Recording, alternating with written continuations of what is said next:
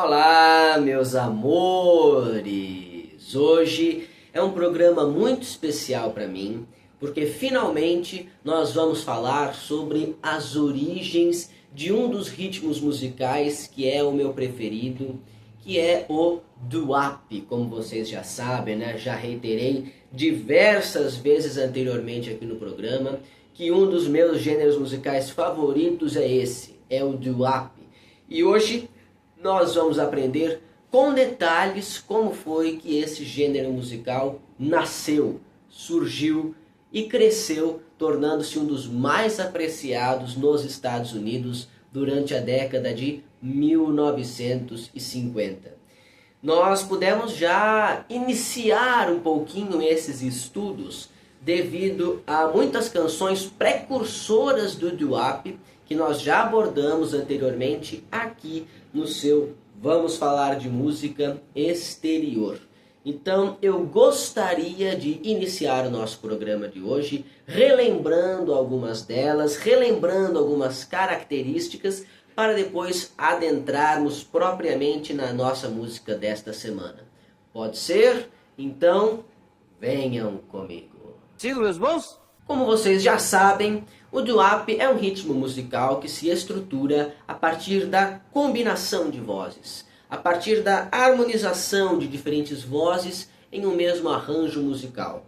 Isso acontece seguindo os naipes vocais propriamente ditos. No caso dos masculinos, tenor, barítono e baixo.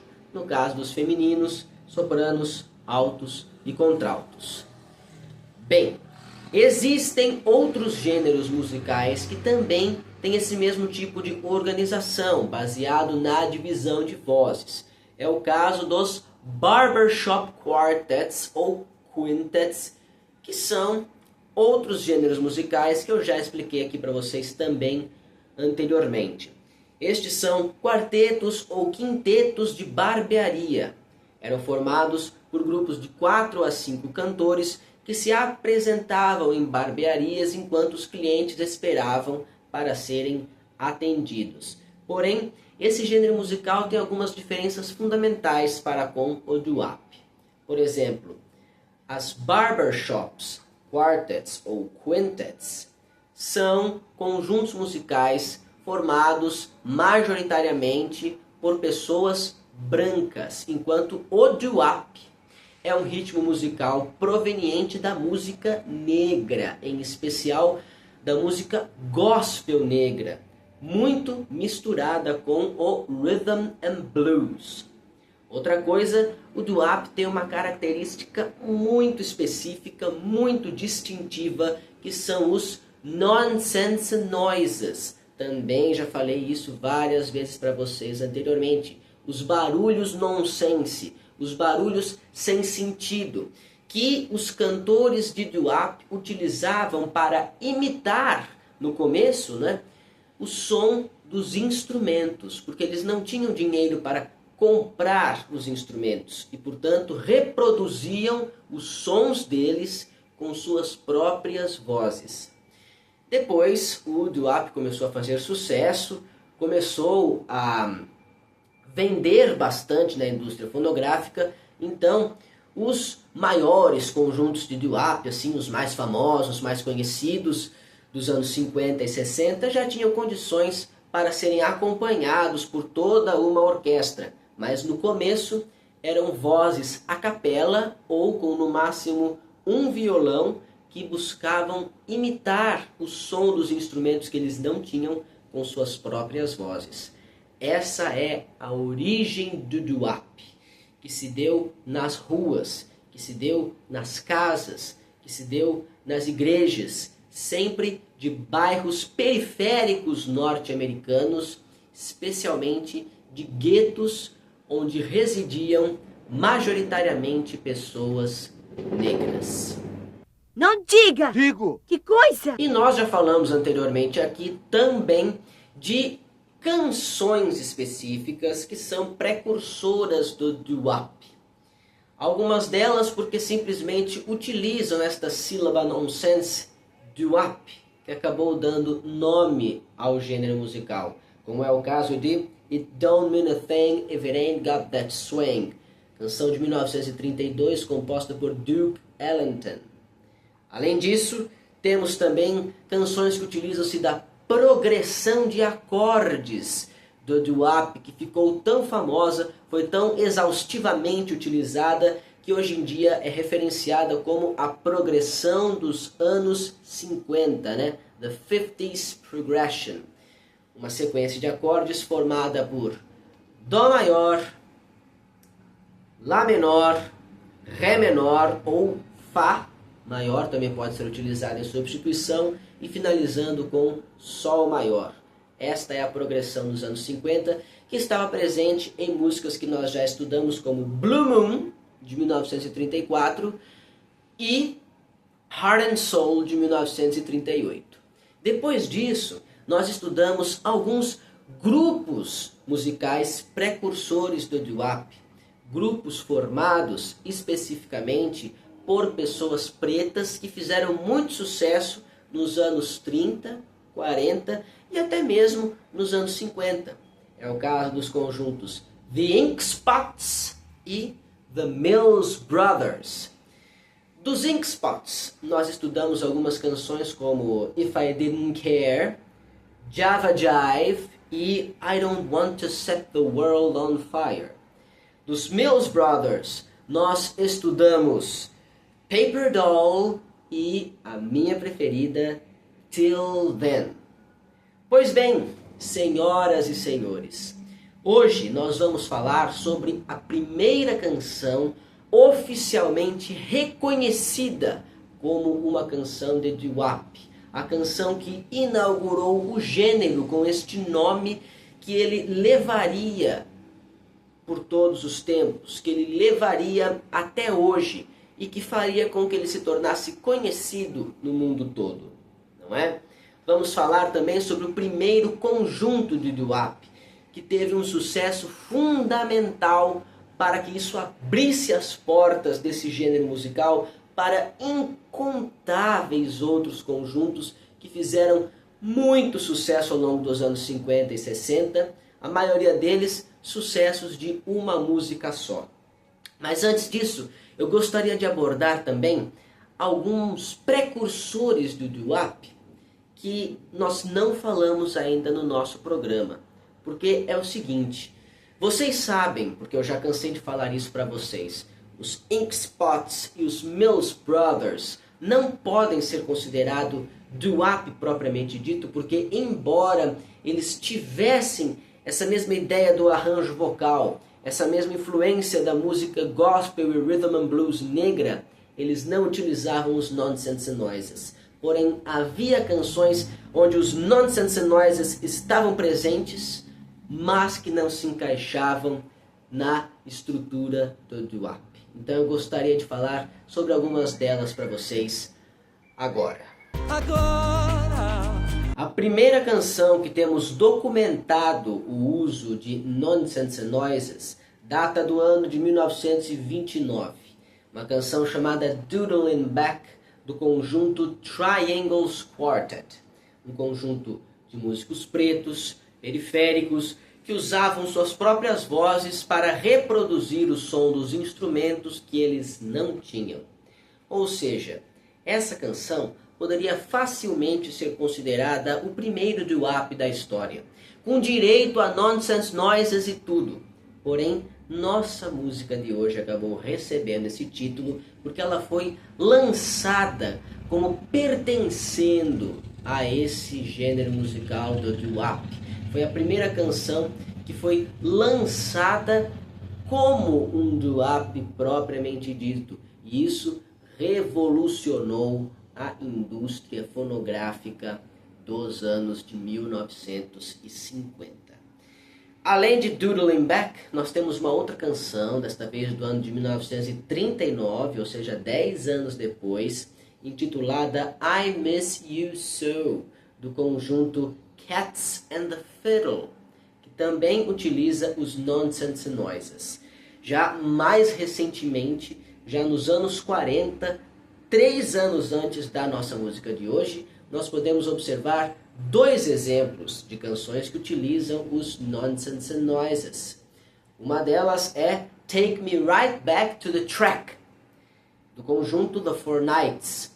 A outra é Just a Sittin' and a Rockin', uma composição de Duke Ellington, do ano de 1941, que em 45 ganhou uma versão do grupo musical The Delta Rhythm Boys. E finalmente, minha gente, nossa música de hoje, do ano de 1948, recebeu finalmente o título de primeira canção de doo-wop da história. Porque, como eu disse para vocês, logo que ela foi lançada, o sucesso desta canção gerou um rebuliço tão grande que perguntaram: mas o que é isso? Que ritmo é esse que está contagiando a juventude? Você poderia explicar? E o líder da banda que gravou nossa música de hoje respondeu: olha, eu não sei se tem um nome correto para isso, mas a gente chama de doo-wop. E assim foi. E assim nasceu o gênero musical chamado doo-wop. Nossa música de hoje intitula-se It's Too Soon to Know, ou em português, É Cedo Demais para Saber. Uma composição da autoria de Deborah Chesler, que a criou naquele mesmo ano de 1948 e que foi registrada também em 1948, lançada também em 1948 pelo conjunto The Orioles, que é considerado o primeiro conjunto oficialmente de doo-wop da história da música. Abrindo um parênteses aqui, a palavra Oriole em português significa corrupião, que é uma espécie de pássaro típica do estado norte-americano de Maryland. Inclusive, essa espécie de pássaro é considerada o grande símbolo do estado de Maryland, de onde provinha o conjunto musical The Orioles. A propósito, existe uma espécie de corrupião chamada corrupião de Baltimore, ou seja, o corrupião proveniente da cidade de Baltimore, de onde também provinha o nosso conjunto musical The Orioles. Assim, eles inauguraram uma longa tradição nos conjuntos de doo-wop, que também colocavam no nome de seu grupo musical algum pássaro, indicando que se tratava de um conjunto que cantava bem, como pássaros, não é? Muito simbólica essa tradição. Podemos encontrar como exemplos The Flamingos, os flamingos, The Penguins, os pinguins, The Ravens, os corvos, The Crows, que também significa os corvos, não é? São palavras diferentes para a mesma espécie de pássaro, e assim por diante. Bem, a nossa música de hoje vai falar sobre um eu lírico que tem uma dúvida cruel. Será que ela me ama? É cedo demais para saber. Será que eu posso acreditar nela? É cedo demais para saber. E assim, nosso eu lírico vai se perguntando, vai se questionando todas essas dúvidas e a resposta é sempre a mesma. É cedo demais para saber. Eu preciso continuar me arriscando, continuar me entregando a este sentimento para algum dia chegar a uma resposta. Seja esta resposta um relacionamento bem-sucedido ou um coração partido. Percebam que este tema é um tema muito caro aos jovens que ainda estão descobrindo o amor em suas vidas, não é? Especialmente o público adolescente. E dentro do público adolescente, especificamente as adolescentes meninas, não é? Que têm essa mesma dúvida, que têm muito essa mesma dúvida. Será que aquele garoto que eu estou gostando também gosta de mim? Será que meu crush, né? Palavra que já era utilizada desde aquela época, será que ele gosta de mim? E portanto, nossa música de hoje explodiu nas paradas de sucesso graças ao público adolescente que acabou impulsionando as vendagens da nossa música de hoje e os pedidos da nossa música de hoje nas rádios. Não apenas por causa do tema da música, mas também por causa do grupo musical, que tinha bastante apelo ao público jovem. Uau! O líder do nosso conjunto The Orioles, chamado Sonny Terry, é considerado o primeiro grande ídolo jovem da música do pós-guerra. Lembrando que foi somente depois da Segunda Guerra Mundial que a indústria cultural começou a pensar em produtos destinados ao público jovem. Não apenas as músicas, mas também filmes, roupas, a moda da época, enfim. Antes, todos esses produtos eram pensados para o público adulto e os jovens tinham que se adaptar àquela realidade que já estava dada, que já estava imposta naquele momento, né?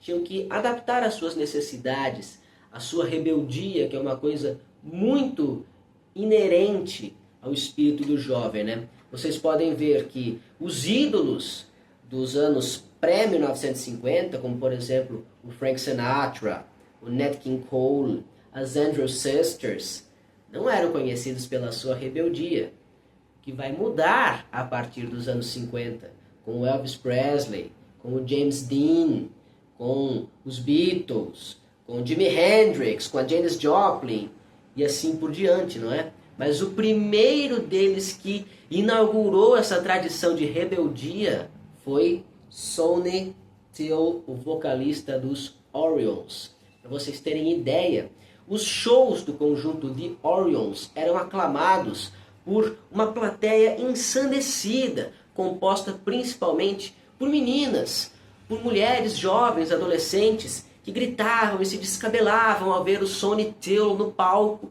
e queriam invadir o palco para tocar nele, para rasgar as roupas dele. Enfim, muita gente pensa que isso começou com Elvis Presley, mas o primeiro deles foi de fato Sonny Terry.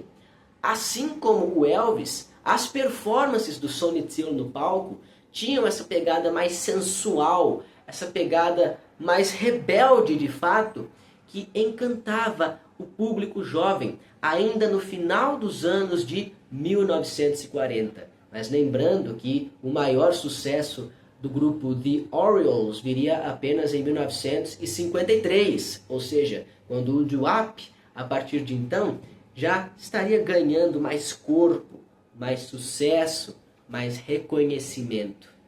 Não é? Pertence a Sonny Terry, aquela frase que eu parodiei, que eu parafraseei em um dos nossos últimos blocos. A canção It's Too Soon to Know estava fazendo um sucesso tão grande, tão avassalador, que ninguém sabia de onde veio, ninguém sabia por quê. Uma das fontes que eu consultei dizia que o lançamento de It's Too Soon to Know mistura a confusão de você gostar de uma coisa nova sem saber porquê, sem saber por que aquilo te chama a sua atenção, por que você se identifica tanto com aquilo, e compara esse sentimento com o lançamento de outras músicas icônicas, como That's Alright Mama, de Elvis Presley, ou então Smells Like Teen Spirit, do Nirvana. E a resposta de Sonny Terry foi direta e reta, foi perfeita. Olha, eu não sei se tem um nome correto para isso que nós estamos fazendo, mas entre a gente chama de doo-wop. E assim foi. Tá boca, mãe! Eu vou deixar aí embaixo na descrição do vídeo esta versão original de It's Too Soon to Know, gravada na voz dos Orioles em 1948. Eu espero que vocês gostem. Este registro atingiu o primeiro lugar nas paradas de sucesso estadunidenses do estilo R&B, que era uma parada de sucesso que media especificamente o gosto musical da população negra estadunidense, né? Existia esse segregacionismo. Enquanto isso, nas paradas de sucesso gerais do país, nossa música de hoje atingiu o 13º lugar, o que já é uma conquista, já é um sucesso, né? Uma vitória para a época, porque dado que se trata de um conjunto preto, periférico, no começo de carreira, atingir o 13º lugar nas paradas de sucesso gerais do seu país é um grande primeiro passo. Afinal de contas, com exceção de Nat King Cole e alguns grupos já consagrados, como é o caso dos próprios Mills Brothers, pouquíssimos negros conseguiam atingir as paradas de sucesso naquela época, no final dos anos 40, nos Estados Unidos, não é? E nossos Orioles conseguiram. Além disso, o disco contendo It's Too Soon to Know no lado A vendeu 30 mil cópias logo na primeira semana do seu lançamento e acabou chegando a mais de 1 milhão de cópias vendidas antes do final daquela década de 1940. Antes de encerrar o nosso programa de hoje, eu gostaria de que vocês ouvissem esta canção e prestassem atenção como, na verdade, os nonsense and noises que existem nela ainda acabam sendo muito insípidos, muito tímidos, né? Muito semelhantes ao que os Mills Brothers e os Ink Spots faziam com suas vozes, ainda no sentido de dar o andamento à música, né? No sentido de acompanhamento de fundo musical, e não aquilo que o doo-wop viria a atingir na sua plenitude nos anos 50 e 60, não é? Mas apesar disso, nossa música de hoje é considerado o primeiro doo-wop de todos os tempos, por esse motivo que eu repeti várias vezes, por ser muito importante. Foi a primeira canção que alguém chamou de doo-wop, e assim inaugurou todo um gênero musical que marcaria uma geração. A partir dos anos 50, o doo-wop e o rock and roll andariam lado a lado, de mãos dadas, se interpenetrando, se interinfluenciando, compartilhando muitas características musicais entre um gênero e outro, a ponto de algumas músicas nós nem conseguirmos identificar, distinguir se é uma música de rock, se é uma música de rock and roll, ou se é uma música de doo-wop, ou se é tudo. Entenderam? Ou se é tudo ao mesmo lugar, ao mesmo tempo. E isso que é maravilhoso. Essa diversidade, essa combinação que é característica do doo-wop. O sucesso do doo-wop chegou inclusive até mesmo a impulsionar a formação de grupos interraciais. Pois é, originalmente surgiram apenas grupos negros de doo-wop.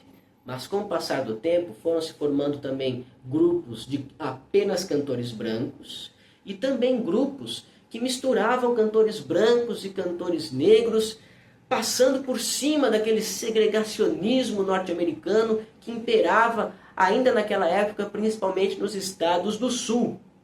E esses brancos que formavam esses conjuntos interraciais, muitas vezes eram imigrantes pobres também, imigrantes italianos ou até mesmo imigrantes latino-americanos que vinham de Porto Rico, que vinham do México e que formavam no doo-wop uma comunidade, né? Encontravam no doo-wop uma comunidade, uma mão estendida, tanto por parte dos músicos negros quanto por parte do próprio gênero musical em si. E é isso, gente. Finalizamos por aqui.